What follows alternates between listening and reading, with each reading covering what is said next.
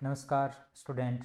आज अपने बात करेंगे बीए पार्ट फर्स्ट में जो टॉपिक लगता है आपके भौतिक भूगोल में सेमेस्टर फर्स्ट में ऑब्जेक्टिव क्वेश्चनों पे कुछ बात करेंगे। अपना टॉपिक जैसा कि आप देख रहे हो टॉपिक है ज्वालामुखी क्रिया और भूकंप। तो मेन जो एग्ज़ाम है यूनिवर्सिटी के उस एग्ज़ाम में यहाँ से पक्के आपको क्वेश्चन कम से कम 4 से 5 क्वेश्चन आपको मिलेंगे। ठीक है, अपने विस्तृत बात करेंगे इन टॉपिकों पे और ये क्लास आप देख के चले जाना और गारंटी है इस बात की कि आपके यहाँ से ये अपने लगभग 50 क्वेश्चन है, शायद 50 क्वेश्चनों में से 15 से 20 क्वेश्चन आपके 10 से 15 क्वेश्चन आपके आराम से सही हो सकते हैं, क्योंकि अपने जो इस पे ऑप्शन आपको जो दे रखे हैं उन ऑप्शनों पे भी अपने चर्चा करेंगे कि और किस तरीके से क्वेश्चन आ सकते हैं। तो स्टार्ट करते हैं आज की क्लास। यूट्यूब चैनल जो है अपना RR चिंपा के नाम से है और इसके अलावा ये क्लास आपको चाणक्य क्लासेस हनुमानगढ़ के ऐप पे भी आपको प्रोवाइड रहेगी और फ्री ऑफ कॉस्ट रहेगी। ठीक है, तो चैनल को सब्सक्राइब ज़रूर करें और जो चाणक्य क्लासेस का ऐप है उसको भी अपने प्ले स्टोर से जाके डाउनलोड ज़रूर करें, क्योंकि उसमें और बहुत सारे जो है फ्री ऑफ कॉस्ट मटेरियल आपको मिलेगा। कंपटीशन की तैयारी जो भी आप कर रहे हो उन कंपटीशन में आपको बहुत फ़ायदा मिलेगा। तो स्टार्ट करते हैं आज की क्लास। देखिए पहला क्वेश्चन क्या है, प्रकृति का सुरक्षा वालव कहलाता है।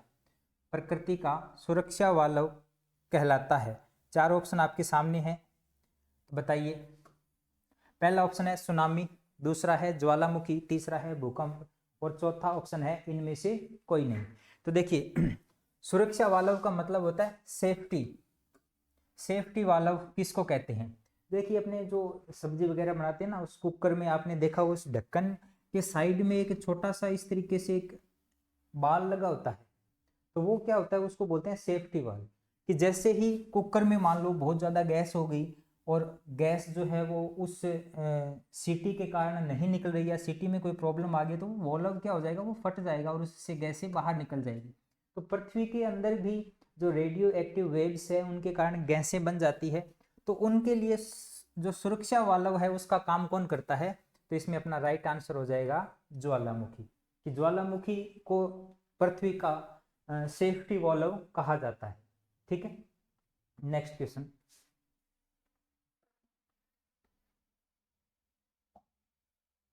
नेक्स्ट क्वेश्चन देखिए, नेक्स्ट क्वेश्चन है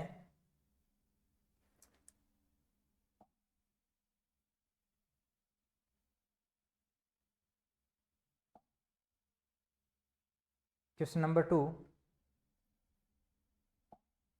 क्या है? भूकंप के कारण उद्भूत विशाल समुद्र जलधारा को कहते हैं। कि समुद्र के अंदर जो भूकंप आता है उस भूकंप के कारण जो विशाल धारा उत्पन्न होती है उसको किस नाम से जाना जाता है?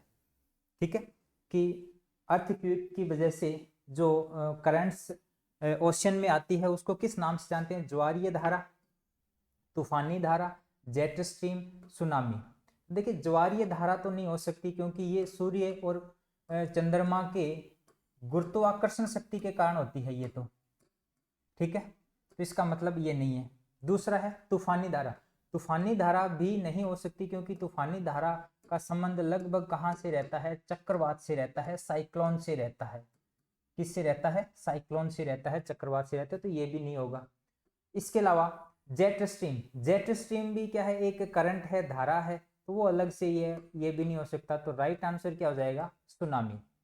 ठीक है, कि ओशन के अंदर, महासागरों के अंदर जो भूकंप के कारण लहरें उत्पन्न होती हैं उनको किस नाम से जानते हैं? सुनामी के नाम से जानते हैं।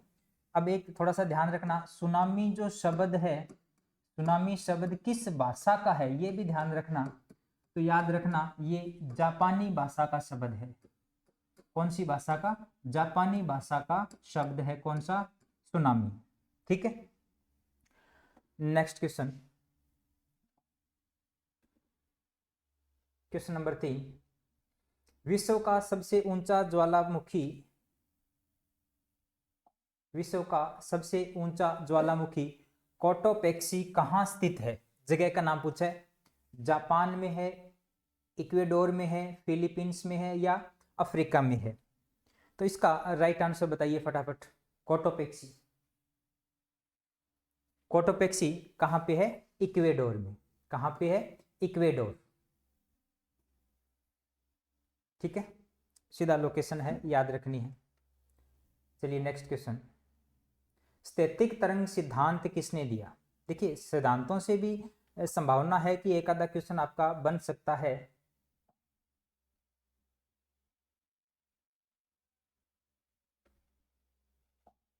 एक आधा क्वेश्चन बन सकता है। स्थैतिक तरंग सिद्धांत, राइट आंसर क्या हो जाएगा? देखिए थोड़ा सा बता दूं, न्यूटन ने दिया था कौन सा सिद्धांत? गुरुत्वाकर्षण सिद्धांत, ग्रेविटी फोर्स। कौन सा सिद्धांत दिया था? गुरुत्वाकर्षण सिद्धांत। किसने दिया था? न्यूटन ने। लाप्लास ने क्या दिया था? निहारिका परिकल्पना। कौन सा? निहारिका परिकल्पना जो सिद्धांत है, थ्योरी है, किसके द्वारा दी गई थी? लाप्लास के द्वारा। न्यूटन के द्वारा हो गया। आर ए हैरिस, इस क्वेश्चन का राइट आंसर क्या हो जाएगा? R A Harris. स्थैतिक तरंग सिद्धांत किसका है? आर ए हैरिस का। विलियम वेवेल ने क्या दिया था? इसने भी क्या दिया था? ज्वार भाटा उत्पत्ति से संबंधित सिद्धांत दिया था। कौन सा सिद्धांत दिया था? ज्वार भाटा उत्पत्ति से संबंधित सिद्धांत जो है वो किसका है? विलियम वेवेल का है। ठीक है, ध्यान रखना इसको। इसका जो सिद्धांत है उसको जाना जाता है, इसका पर्टिकुलर नाम है, क्या नाम है? विलियम वेवेल का प्रगामी तरंग सिद्धांत। क्या बोलते हैं इसको? प्रगामी तरंग सिद्धांत। ये किसने दिया था? आर ए हैरिस ने। तो आप नोटबुक में इस तरीके के क्वेश्चन भी आप इनके ऑप्शनों से भी आप बना सकते हैं, ध्यान रखने। स्थैतिक तरंग सिद्धांत का राइट आंसर क्या हो जाएगा? R A Harris. न्यूटन ने गुरुत्वाकर्षण दिया था, लाप्लास ने निहारिका परिकल्पना दी थी, और विलियम वेवेल ने कौन सा दिया था? प्रगामी तरंग सिद्धांत। Next question.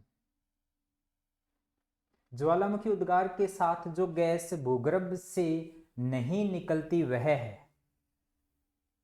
ज्वालामुखी, दोबारा पढ़ना, कि ज्वालामुखी उद्गार के साथ जो गैस भूगर्भ से नहीं निकलती वह है। ध्यान रखना, नहीं निकलती पूछा है, कई बार ये भी हो जाता है कि निकलती है, तो अपना ऑप्शन के अकॉर्डिंग क्वेश्चन को सही करना है। नहीं निकलती है पूछा गया है, तो राइट आंसर क्या हो जाएगा? देखिए हाइड्रोजन निकलती है, सल्फर डाइऑक्साइड निकलती है, कार्बन मोनोऑक्साइड निकलती है, लेकिन कौन सी नहीं निकलती? ऑक्सीजन नहीं निकलती। तो इसका राइट आंसर क्या हो जाएगा? Option A. अब देखिए एक क्वेश्चन यहां से ये भी बन सकता है कि ज्वालामुखी उद्गार के साथ सबसे ज्यादा जो गैस निकलती है वो कौन सी निकलती है? तो आपका राइट आंसर क्या होना चाहिए? जल वाष्प। कौन सी? जल वाष्प जो है वो सबसे ज्यादा निकलती है। उसके बाद दूसरा नंबर आता है कार्बन डाइऑक्साइड का। किसका? Carbon dioxide. ठीक है ना। उसके बाद आता है नाइट्रस ऑक्साइड। उसके बाद कौन सी सबसे ज्यादा निकलने वाली कौन सी है? Nitrous oxide.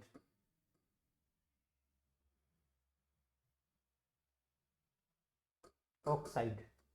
ठीक है, तो ये सीक्वेंस है। एक नंबर पे सबसे ज्यादा जलवाष्प, 2 पे कार्बन डाइऑक्साइड, 3 पे नाइट्रस ऑक्साइड। ये 3 कम से कम याद रखना। कौन सी नहीं निकलती है? तो यहां अपना आंसर हो जाएगा ऑक्सीजन नहीं निकलती। Next question. सबसे अधिक ज्वालामुखी मिलते हैं? ये सिंपल सा क्वेश्चन है, लगभग सबको पता होगा। सबसे ज्यादा ज्वालामुखी क्रियाएं कहाँ पे, वॉल्केनिक इरप्शंस सबसे ज्यादा कहाँ पे होते हैं? तो राइट आंसर अपना हो जाएगा जापान।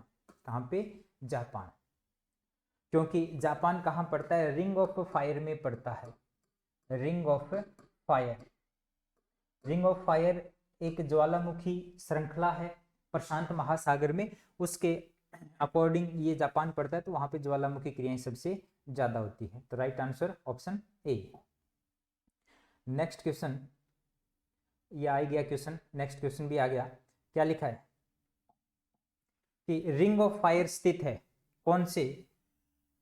पहला ऑप्शन है भूमध्य सागर के चारों ओर, प्रशांत महासागर के चारों ओर, अटलांटिक महासागर के चारों ओर, हिंद महासागर के चारों ओर। राइट आंसर क्या हो जाएगा?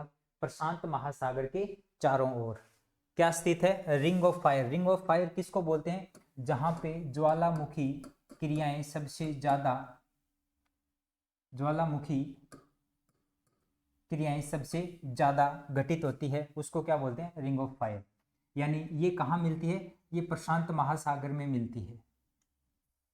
थोड़ा सा बता दूं आपको,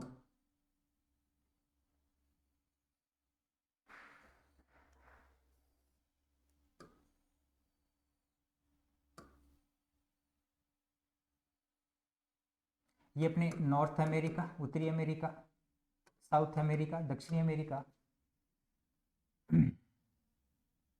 इधर अपने एशिया वाला पार्ट,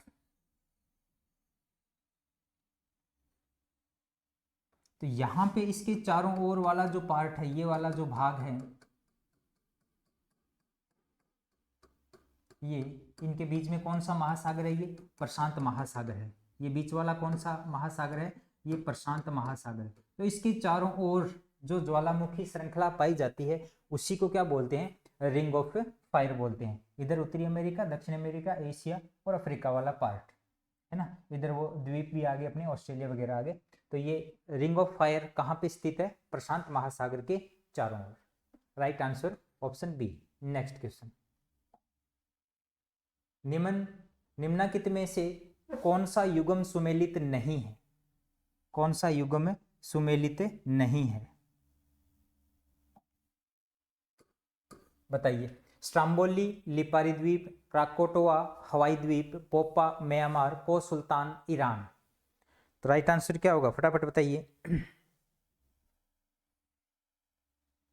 स्ट्राम्बोली लिपारी द्वीप पे सही बात है, यहाँ पे है।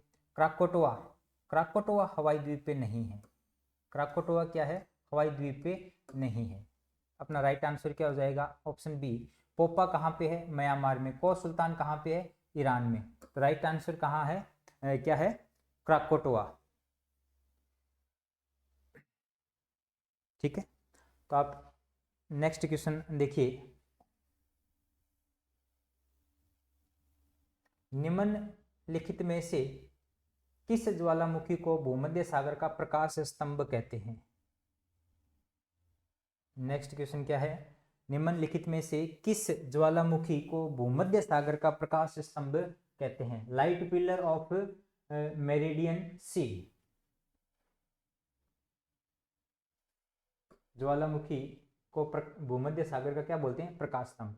एटना, वोल्केनो, स्ट्राम्बोली और क्राकोटोआ। देखिए फटाफट देखिए, राइट आंसर क्या होगा? कई बार ये आपके सामने आया होगा question. Right answer Stromboli. Stromboli को क्या बोलते हैं? भूमध्य सागर का प्रकाश स्तंभ बोलते हैं। मेडिटेरियन सी का पिलर, लाइट पिलर किसको बोलते हैं? स्ट्राम्बोली को। स्ट्राम्बोली को क्यों बोलते हैं? क्योंकि अब देखिए ज्वालामुखी जो है वो 3 प्रकार के होते हैं। सक्रिय, दूसरा होता है प्रक्षुब्ध, तीसरा होता है मर्त।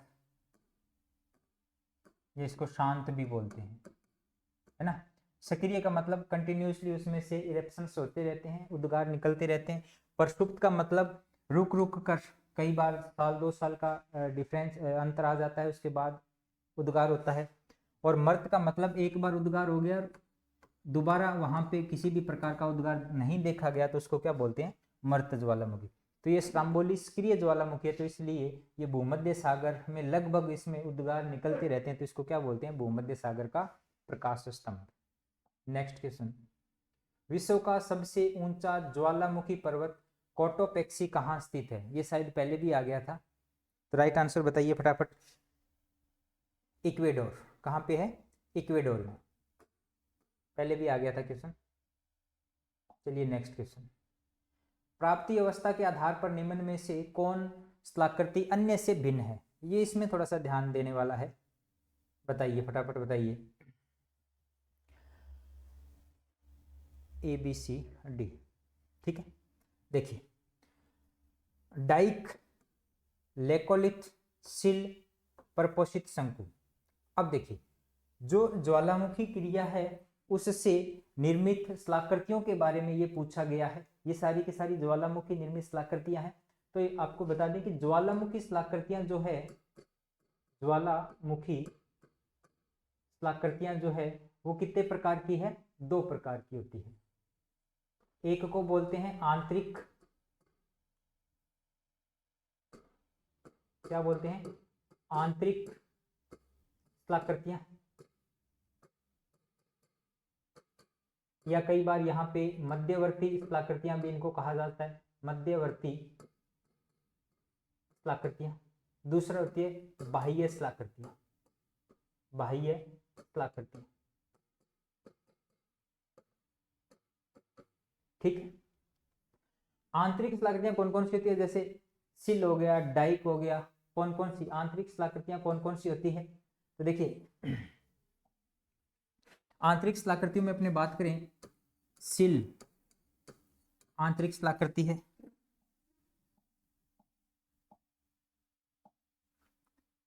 डाइक आंतरिक स्थलाकृति है, लेकोलिथ, लेकोलिथ, लेपोलिथ,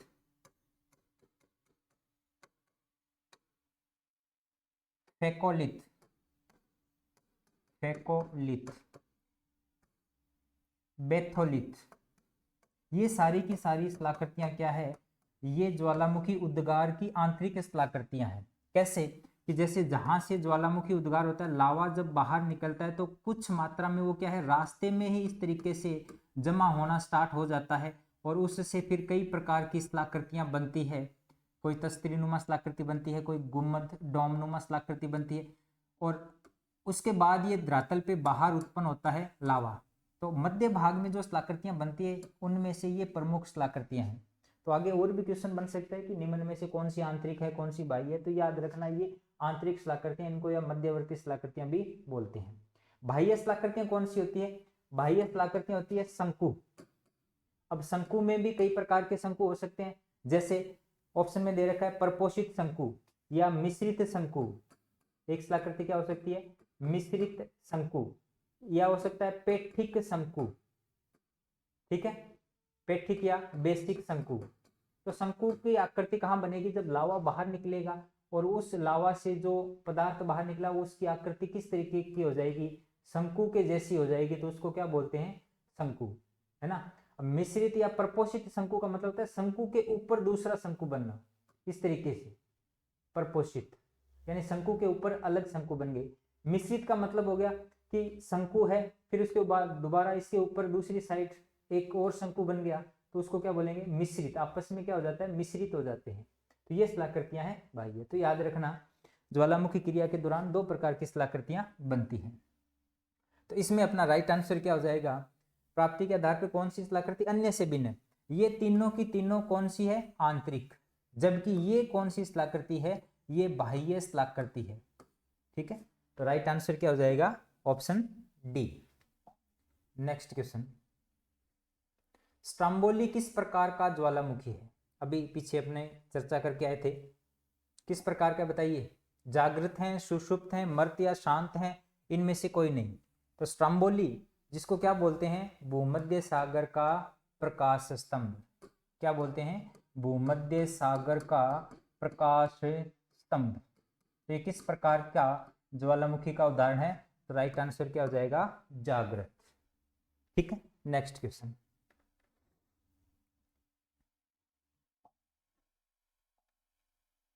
डाइक क्या है? ये देखो दोबारा फिर आ गया। डाइक क्या है? ज्वालामुखी निर्मित बहिर्वर्ती स्थलाकृति, ज्वालामुखी निर्मित आंतरिक स्थलाकृति, तटीय स्थलाकृति, हिमनद निर्मित स्थलाकृति। बताइए, फटाफट आंसर बताइए।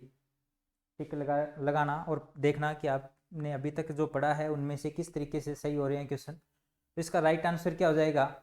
ज्वालामुखी निर्मित आंतरिक स्थलाकृति। राइट आंसर ऑप्शन है बी।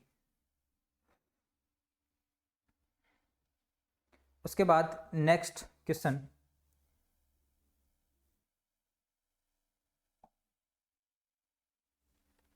कालडेरा संबंधित है, कालडेरा संबंधित है हिमनद से, भूकंप से, ज्वालामुखी से और भ्रंश से। बताइए, फटाफट बताइए, कालडेरा का संबंध किससे है? कालडेरा का संबंध है ज्वालामुखी से। किससे है? ज्वालामुखी से। यानी जहां पे धरातल के ऊपर ज्वालामुखी का उद्गार जो होता है वहां पे सबसे पहले जो गड्ढा बनता है तस्त्रीनुमा या प्यालेनुमा, उसको क्या बोलते हैं? क्रेटर बोलते हैं। क्या बोलते हैं? क्रेटर। ठीक है, क्रेटर। जब इस क्रेटर का आकार बड़ा हो जाए, काफी विस्तृत हो जाए, यानी ये जो गड्ढा है इसका विस्तृत भाग क्या कहलाता है? कालडेरा कहलाता है। कालडेरा कहलाता है। ठीक है, और विश्व का सबसे बड़ा जो कालडेरा है वो कौन सा है? वो है आपका जापान में स्थित है, जिसका नाम है आसो। क्या नाम है? आसो। विश्व का सबसे बड़ा कालडेरा कहलाता है आसो। कहाँ पे है? जापान में है। तो क्रेटर भी ध्यान रखना, क्रेटर का संबंध किससे है? तो क्रेटर का संबंध भी ज्वालामुखी से है। आपने नाम सुना होगा क्रेटर झील, क्योंकि अब इसमें क्या होता है कि बाद में इस गड्ढे में अस्थायी रूप से जल जमा होने के कारण ये झील बन जाती है, तो इसको क्या बोलते हैं? क्रेटर झील भी बोल सकते हैं। क्या बोल सकते हैं? क्रेटर झील। तो ये ध्यान रखना। चलिए नेक्स्ट क्वेश्चन। किस स्थलाकृति का निर्माण ज्वालामुखी क्रिया से नहीं हुआ? किस स्थलाकृति का निर्माण ज्वालामुखी क्रिया से नहीं होता? बताइए। लावा पठार, लावा मैदान, सिल तथा डाइक, विसर्प। फटाफट बताइए। मेरे हिसाब से अगर आपने पीछे जो इसको थोड़ा ध्यान से अगर वीडियो को देखा है तो आपका आंसर जो है वो गलत नहीं होना चाहिए, क्योंकि इस क्वेश्चन पे हमने पीछे व्याख्या की थी कि ज्वालामुखी क्रिया के कारण कौन कौन सी स्थलाकृतियां बनती है। तो देखिए, लावा पठार, नाम यार लावा, तो इसका संबंध भी किससे है? ज्वालामुखी से है। तो इसका मतलब ये तो है लावा पठार तो बन सकता है। लावा मैदान, तो लावा ज्वालामुखी से निकलता है तो लावा का मैदान भी बनता है। सिल और डाइक, ये आंतरिक स्थलाकृतियां, अभी हम बात करके आए थे कि इस तरीके से जो क्षैतिज लावा का जमाव है इसको बोलते हैं सिल, और जो लंबवत इस तरीके से अगर लावा का जमाव पृथ्वी के आंतरिक भाग में होता है तो उसको क्या बोलते हैं? डाइक। तो ये भी है। विसर्प ये नहीं है, तो आपका राइट आंसर क्या हो जाएगा? विसर्प। कि कौन सी जो स्थलाकृति है उसका संबंध ज्वालामुखी से नहीं है, तो इसका राइट आंसर क्या हो जाएगा? विसर्प। अब थोड़ा सा बता दें विसर्प क्या चीज है। विसर्प, विसर्प का मतलब है ये नदी निर्मित स्थलाकृति है, कि नदी जो है कई बार इस तरीके से बहने लगती है वृद्धावस्था में, तो उसके कारण इसका जो मार्ग बनता है उसको क्या बोलते हैं? विसर्प। या इसको एक शब्द और भी आता है, मियांडर। क्या आता है? मियांडर। मियांडर शब्द भी आता है। विसर्प या मियांडर की स्थलाकृति किससे बनती है? तो याद रखना ये नदी निर्मित स्थलाकृति है। ठीक है, नेक्स्ट क्वेश्चन। वह कौन सा महाद्वीप है जिसमें एक भी ज्वालामुखी नहीं है? फटाफट आंसर बता दीजिए, तो आपने शायद कई बार पढ़ा होगा। कौन सा महाद्वीप है जिसमें एक भी ज्वालामुखी नहीं है? तो राइट आंसर क्या हो जाएगा? Option A, Australia. बाकी सब महाद्वीपों में मिलता है, बाकी सब में तो ऑप्शन चौथा तो कोई नहीं है ही। अफ्रीका में मिलता है, यूरोप में मिलता है, तो ऑस्ट्रेलिया में नहीं मिलता। Next question. किलिमंजारो में एक मर्त ज्वालामुखी है, किस देश में है? किलिमंजारो में एक मर्त ज्वालामुखी है, किस देश में है? किलिमंजारो, इसका राइट आंसर हो जाएगा ऑप्शन सी, तंजानिया। किलिमंजारो ज्वालामुखी पर्वत और ज्वालामुखी कहाँ पे स्थित है? तंजानिया में स्थित है। ठीक है, नेक्स्ट क्वेश्चन। फ्यूजियामा किस देश का ज्वालामुखी है? फ्यूजियामा किस देश का ज्वालामुखी है? जो मुख्य मुख्य ज्वालामुखी है उनके देश भी याद करने, अपने को स्थान भी याद करने हैं। फटाफट बताइए। फ्यूजियामा जापान का, किस देश का है? जापान का है। फ्यूजियामा देश फ्यूजियामा ज्वालामुखी का संबंध किस देश से है? तो राइट आंसर क्या हो जाएगा? जापान से। Next question. निम्न में से किसे प्रकृति का सुरक्षा वॉल्व कहते हैं?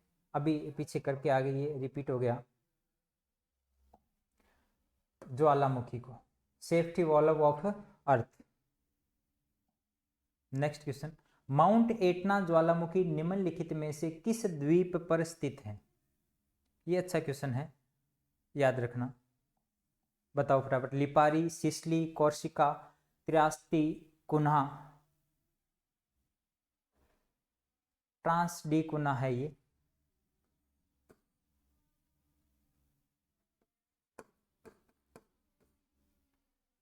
ठीक है, ये थोड़ा सा देख लेना ऑप्शन, बताइए फटाफट। लिपारी, लिपारी है ना, किस, अच्छा सॉरी, एटना, एटना पूछा है किस द्वीप पे है, तो ये सिसिली द्वीप पे है। कहाँ पे? सिसिली द्वीप पे है। ठीक है, नेक्स्ट क्वेश्चन। बाकी लिपारी कहाँ पे है? लिपारी भी उस पे है, इटली का है शायद लिपारी। आगे आएगा क्वेश्चन इसका। Next question,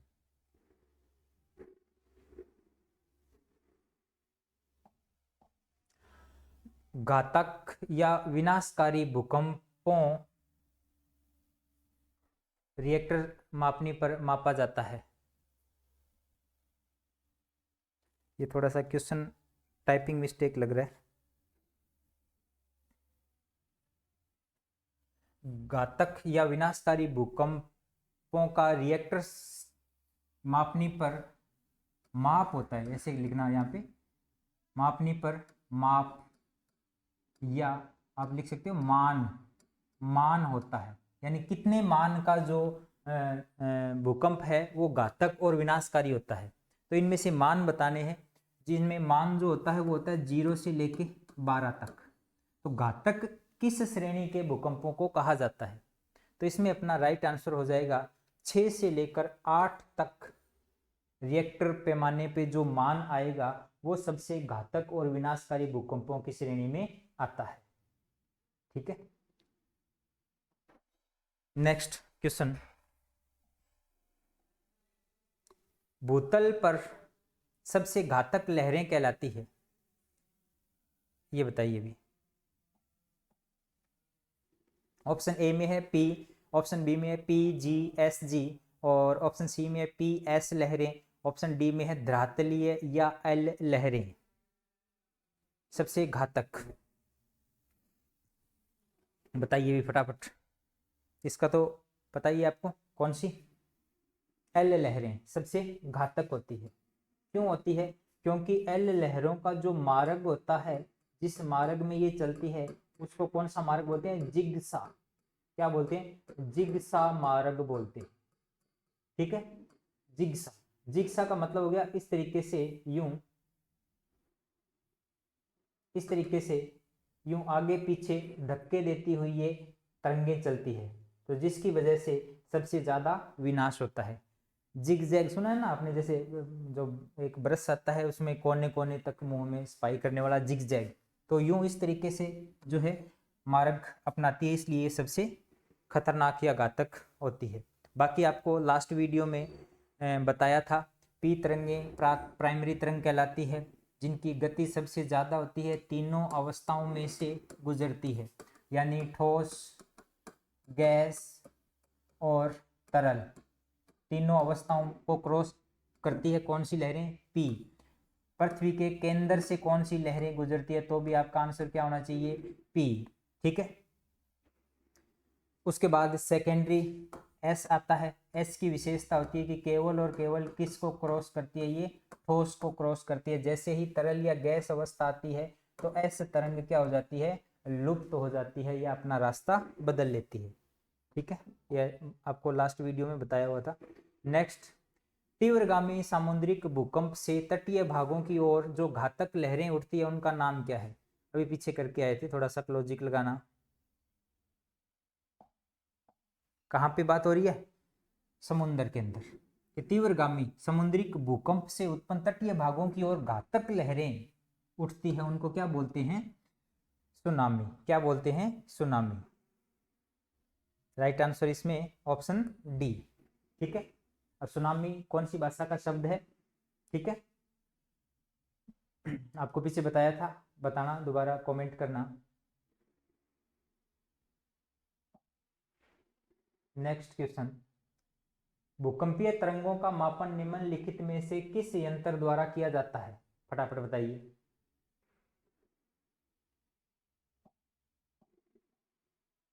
बेरोग्राफ, climograph, seismograph, इर्गोग्राफ। Right answer क्या हो जाएगा? सीस्मोग्राफ। ठीक है, सीस्मोग्राफ से भूकंप का मापन किया जाता है। बेरोग्राफ से क्या मापा जाता है? वायु दाब। क्लाइमोग्राफ से वायुमंडल संबंधित आर्द्रता। एर्गोग्राफ, इससे भी आर्द्रता और नमी का मापन किया जाता है। तो राइट आंसर यहाँ पे क्या हो जाएगा? सीस्मोग्राफ। नेक्स्ट क्वेश्चन, धरातल के जिस स्थान पर सर्वप्रथम भूकंप का अनुभव किया जाता है उसे निम्न में से क्या कहते हैं? लास्ट वीडियो में भी ये क्वेश्चन आया हुआ था। ठीक है, धरातल के जिस स्थान पर सर्वप्रथम भूकंप का अनुभव किया जाता है उसे निम्न में से क्या कहते हैं? फटाफट बताइए। ठीक है, ये अपनों ने विस्तृत बात की थी। इसका आंसर मेरे को कमेंट बॉक्स में जरूर देना। इसका राइट आंसर क्या होगा कि जिस स्थान पर सर्वप्रथम भूकंप का अनुभव किया जाता है उसे क्या कहते हैं? भूकंप मूल कहते हैं, या भूकंप प्रतिकेंद्र कहते हैं, या भूकंप अधिकेंद्र कहते हैं, इनमें से कोई नहीं। तो राइट आंसर मेरे को आप कमेंट बॉक्स में देना। नेक्स्ट क्वेश्चन,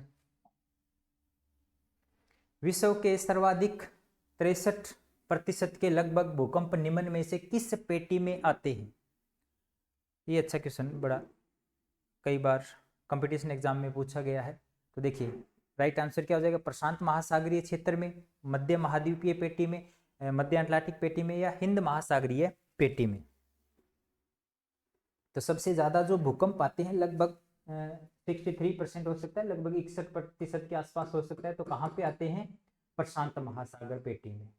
प्रशांत महासागर पेटी, क्योंकि अभी तक हम अभी पीछे लास्ट में बात करके आए थे ring of fire, ring of fire, कि विश्व में जहाँ पे सबसे ज्यादा भूकंप आते हैं उन्हीं क्षेत्रों में ज्वालामुखी भी सबसे ज्यादा मिलते हैं। तो सबसे ज्यादा जो भूकंप आते हैं कौन सी पेटी में आते हैं? प्रशांत महासागरीय पेटी में आते हैं। अब एक क्वेश्चन यहां से बन सकता है कि भारत जो है वो कौन सी पेटी में स्थित है? ऑप्शन आपके सामने यही है। भारत जो है वो कौन सी पेटी में स्थित है? प्रशांत महासागरीय पेटी में है, या मध्य महाद्वीपीय में है, या मध्य अटलांटिक में, या हिंद महासागर में है? भारत की जो लोकेशन है वो कौन सी पेटी में स्थित है? तो यहाँ पे भारत जो है वो मध्य महाद्वीपीय पेटी में स्थित है। अब भारत में भी अगर आपसे पूछा जाए कि सबसे ज्यादा जो भूकंप प्रभावित क्षेत्र है वो कौन सा है, तो आपका है हिमालय। कौन सा? हिमालय क्षेत्र में सबसे ज्यादा भूकंप आते हैं। नेक्स्ट क्वेश्चन, भूकंप कौन सा संचरण है? विवर्तनिक है, आकस्मिक है, मंद है, तीव्र है? बताइए।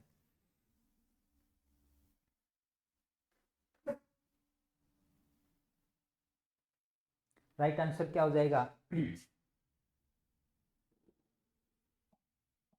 इसमें राइट आंसर हो जाएगा, विवर्तनिक का मतलब होता है प्लेटों में जो हलचल होती है उनके दौरान जो संचरण होता है। आकस्मिक का होता है अचानक घटने वाली। मंद का होता है संचरण जो है उससे क्या बनते हैं? इसको बोलते हैं पटल विरूपणी बल, है ना? क्या बोलते हैं? पटल विरूपणी बल। इनसे क्या होता है? मंद संचरण जो होता है उससे क्या बनते हैं? या तो महाद्वीप और महासागर, या फिर पर्वत पठार। पर्वत और पठारों की जो उत्पत्ति होती है मंद संचरण से होती है, जबकि आकस्मिक संचरण जो है उसके कारण क्या होता है? भूकंपीय संचरण कहलाता है, जिसमें अचानक कुछ ही सेकंडों में क्या होता है? परिवर्तन होता है। तो इसमें राइट आंसर अपना क्या हो जाएगा? आकस्मिक। आकस्मिक में दो शामिल किए जाते हैं, एक तो भूकंप को और दूसरा ज्वालामुखी को। ये क्या करते हैं? कुछ ही सेकंडों में क्या करते हैं? धरातल पर बहुत सारा परिवर्तन कर देते हैं, ज्वालामुखी, है ना? ठीक। नेक्स्ट, पृथ्वी के किस भाग में भूकंप आना आम बात है? फटाफट बताइए।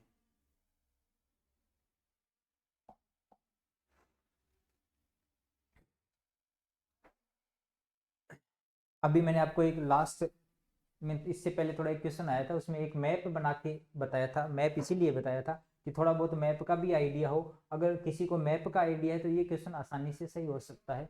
बताइए, पूर्वी एशिया में, जर्मनी में, ऑस्ट्रेलिया में, संयुक्त राज्य अमेरिका में। तो राइट आंसर क्या हो जाएगा? पूर्वी एशिया में। क्योंकि मैप में हमने क्या किया था, इस वाले भाग में मैंने ऐसे बनाया था ना, एशिया, एशिया बनाया था। तो एशिया के पास वाले भाग में ही क्या है, कौन सा देश स्थित है? जापान, है ना। तो जापान वाला जो भाग है वहां पे भूकंप आना आम बात है, ज्वालामुखी और भूकंप सबसे ज्यादा आते हैं। तो ये राइट आंसर क्या हो जाएगा? ए। नेक्स्ट क्वेश्चन, किस देश में भूकंप से उत्पन्न विनाशकारी समुद्री तरंगों को सुनामी कहते हैं? अभी इसका आंसर मैंने आपको बता दिया, तो इसका राइट आंसर मेरे को कमेंट बॉक्स में देना। किस देश में भूकंप से उत्पन्न विनाशकारी समुद्री तरंगों को सुनामी के नाम से जाना जाता है? तो राइट आंसर क्या होना चाहिए, कमेंट बॉक्स में आप जरूर लिखना। ठीक है, पीछे करवाया था मैंने ये क्वेश्चन। नेक्स्ट क्वेश्चन, पृथ्वी की आंतरिक संरचना, पृथ्वी की आंतरिक संरचना की विश्वसनीय जानकारी प्राप्त करने का सबसे प्रमुख स्रोत क्या है? सबसे प्रमुख स्रोत क्या है? भूकंप विज्ञान है, तापमान है, ज्वालामुखी है, दबाव एवं घनत्व है। देखिए, पृथ्वी की आंतरिक संरचना जानने के जो स्रोत हैं उनको मुख्यतः 3 भागों में बांटा जाता है। भूकंप 3 भागों में बांटा जाता है। कौन कौन से? प्रत्यक्ष स्रोत, अप्रत्यक्ष स्रोत और विभिन्न विद्वानों के मत या विचार। विश्वसनीय जानकारी जो यहां से मिलती है अपने को, वो मिलती है किससे? भूकंप विज्ञान से। क्योंकि भूकंप विज्ञान की पी, एस और एल लहरों का जब अपने अध्ययन करते हैं तो उन लहरों से अपने को पता चलता है कि पृथ्वी का आंतरिक भाग कहाँ तक ठोस अवस्था में है, कहाँ गैसीय अवस्था में है, कहाँ पे घनत्व कम होता है, कहाँ पे ज्यादा होता है। तो विश्वसनीय जानकारी अपने कहाँ से मिलती है? भूकंप विज्ञान से, जिसको क्या बोलते हैं? सिस्मोलॉजी। क्या बोलते हैं? Seismology. Next question, next question, भूगर्भ में जिस स्थान पर भूकंपीय तरंगों की उत्पत्ति होती है उस स्थान को क्या कहते हैं? भूकंपीय तरंगों की उत्पत्ति जिस स्थान से होती है उसको क्या कहा जाता है? तो राइट आंसर बताना मेरे को कमेंट बॉक्स में, क्योंकि ये क्वेश्चन भी आपको लास्ट वीडियो में करवाया था और अभी भी पीछे हमने जिक्र किया था। ठीक है, 2 क्वेश्चन आए एक जैसे, ये एक पीछे भी गया, एक ये भी गया, तो इसमें कौन सा आंसर होगा? क्वेश्चन नंबर नेक्स्ट, भूकंप में धरातलीय तरंगे होती है, तो इसका राइट आंसर क्या हो जाएगा? धरातलीय तरंगे किसको कहते हैं? एल तरंगों को कहते हैं। नेक्स्ट क्वेश्चन, निम्नलिखित में से कौन सी भूकंपीय तरंगें सर्वाधिक क्षति पहुंचाती है? अभी बात करके आए थे, कौन सी? राइट आंसर क्या हो जाएगा? दीर्घ पृष्ठीय तरंगें। कौन सी? इनको क्या बोलते हैं? एल लहरें भी बोलते हैं, सबसे ज्यादा हानि पहुंचाती है। ठीक है, नेक्स्ट क्वेश्चन,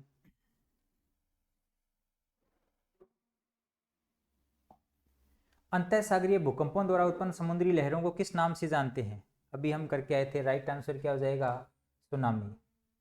नेक्स्ट क्वेश्चन, किस देश में भूकंप से उत्पन्न विनाशकारी समुद्री तरंगों को सुनामी कहते हैं? अभी रिपीट हो गया, पीछे भी आया था। किस देश में कहते हैं? आपको कमेंट बॉक्स में जवाब देना है। किस क्षेत्र के उन स्थानों को मिलाने वाली रेखा, किसी क्षेत्र के आना चाहिए था, थोड़ा सा मिस्टेक है। किसी क्षेत्र के उन स्थानों को मिलाने वाली रेखा जहां भूकंप एक साथ अनुभव किया जाता है कहलाती है? सम भूकंप रेखा, सह भूकंप रेखा, आइसोपाइकनिक रेखा या आइसोगोनल रेखा? तो फटाफट बताइए, राइट आंसर क्या हो जाएगा? एक साथ, यानी एक साथ अनुभव जहां पे किया जाता है उसको बोलते हैं सह भूकंप रेखा, और एक ही समय पे आने वाले को क्या बोलते हैं? होमोसिस्मल।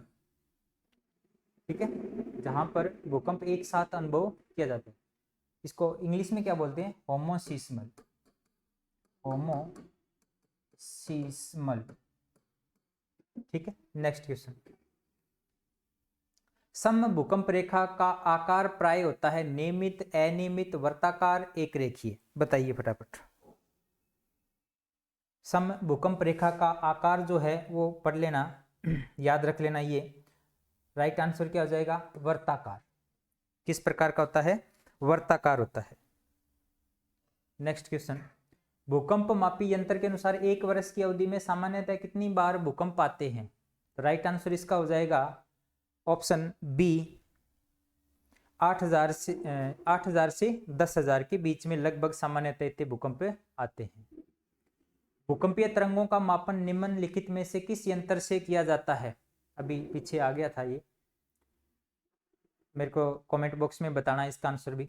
निम्नलिखित में से कौन सी घटना धरातल पर नहीं घटित होती? धरातल के ऊपर घटित नहीं होती। ज्वालामुखी धरातल पे आता है, सबको पता है। अपक्षय धरातल पे होता है, अपर्दन धरातल पे होता है। सुनामी कहाँ पे होती है? समुद्री भागों में। कहाँ पे?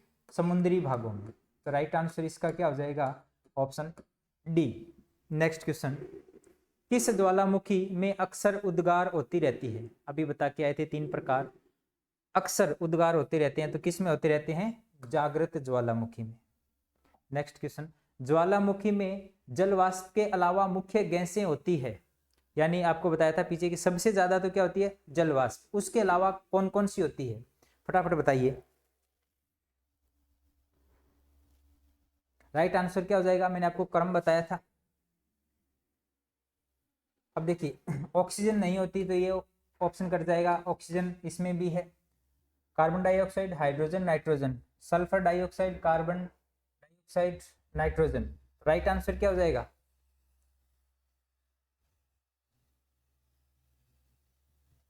बताइए फटाफट। राइट आंसर इसका ऑप्शन डी। ठीक है, हाइड्रोजन भी होता है हालांकि वैसे तो थोड़ा सा कि ये ऑप्शन में गड़बड़ है, ध्यान करना। मैंने आपको क्रम बताया था कौन कौन सी? जलवाष्प, कार्बन डाइऑक्साइड, सल्फर डाइऑक्साइड और हाइड्रोजन भी कुछ मात्रा में निकलता है। ठीक है, तो ये थोड़ा सा देख लेना, वो सीक्वेंस याद कर लेना। नेक्स्ट क्वेश्चन, किस स्थलाकृति का निर्माण ज्वालामुखी क्रिया से नहीं होता? ये भी पीछे कर लिया था हमने, रिपीट हो गया। वह कौन सा महाद्वीप है जहां एक भी ज्वालामुखी नहीं? ये भी रिपीट हो गया। विश्व में सर्वाधिक जागृत ज्वालामुखी कहाँ स्थित हैं? विश्व में सबसे सर्वाधिक जागृत ज्वालामुखी कहाँ स्थित है? तो राइट आंसर क्या हो जाएगा? फटाफट बताइए। राइट आंसर हो जाएगा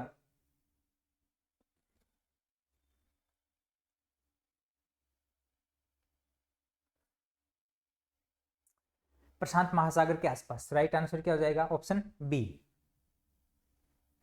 प्रशांत महासागर। नेक्स्ट क्वेश्चन, विश्व के अधिकांश सक्रिय ज्वालामुखी पाए जाते हैं। इसका आंसर बताना भी थोड़ा सा सोच के। राइट आंसर क्या होगा? ऑप्शन ए में प्राचीन पठारी क्षेत्र, गहन सागरीय मैदानी भाग, नवीन मोरदार पर्वतीय क्षेत्र, मैदानी क्षेत्र। तो राइट आंसर क्या हो जाएगा? ऑप्शन सी, नवीन मोरदार पर्वतों के भागों में सबसे ज्यादा जो है सक्रिय ज्वालामुखी आने की संभावनाएं रहती है। जैसे रॉकीज पर्वत हो गया, एंडीज हो गया, अपना हिमालय हो गया, इस तरीके के ये एग्जाम्पल आप देख सकते हो। भूतल पर सबसे घातक लहरें कौन सी है? ये भी रिपीट हो गया। हिमालय क्षेत्र में भूकंप आने का सर्वाधिक प्रमुख कारण है, ये याद रखना भी, ये क्वेश्चन इंपॉर्टेंट है, ये आ भी सकता है आपके नेक्स्ट एग्जाम में। जो भी कंपटीशन का एग्जाम दे रहे हो उसमें भी कई बार पूछा गया। प्लेट टेक्टोनिक, टेक्टोनिक लिखा हुआ है यहाँ पे देखना, के कारण, टेक्टोनिक कारण भूगर्भ में चट्टानों के खिसकने के अथवा कंपन से उपयुक्त सभी। फटाफट बताइए। सबसे ज्यादा जो संभावना है हिमालय क्षेत्र में वो होता है प्लेट टेक्टोनिक कारण, या इसको आप कह सकते हो क्षतिपूर्ति कारण जो है वो माना जाता है, क्योंकि हिमालय जो है वो क्या है? नवीन मोरदार पर्वतों की श्रेणी में आता है। नेक्स्ट क्वेश्चन, भूकंप की तीव्रता मापने हेतु रिएक्टर स्केल का आविष्कार किसने किया था? फटाफट बताइए।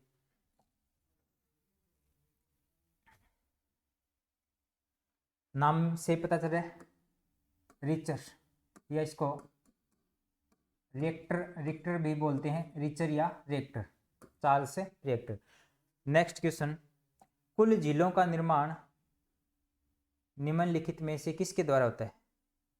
कुल झीलें नहीं है यहाँ पे आपका राइट जो है क्वेश्चन क्या बनेगा, क्रेटर, यहाँ शब्द क्या आएगा, क्रेटर शब्द आएगा, करेक्शन कर लेना। यहाँ पे क्रेटर क्या लिखा होगा, क्रेटर झीलों का निर्माण निम्नलिखित में से किसके द्वारा होता है, क्रेटर झीलों का। तो इसमें राइट आंसर आपको पीछे बताया था, व्याख्या की थी, किसके कारण होता है, ज्वालामुखी, किसके कारण है, ज्वालामुखी के कारण। राइट आंसर ऑप्शन है सी। तो आज की क्लास में बस इतना ही। इस वीडियो को 1 से 2 बार जरूर एग्जाम से पहले पहले देख के जाना और नोट डाउन कर लेना, आपको जहाँ पे भी क्वेश्चन जो है वो बढ़िया लग रहा है तो 1-2 बार वीडियो देखोगे तो आराम से याद हो जाएगा। Thank you very much. Video को और चैनल को सब्सक्राइब कर देना। Thank you.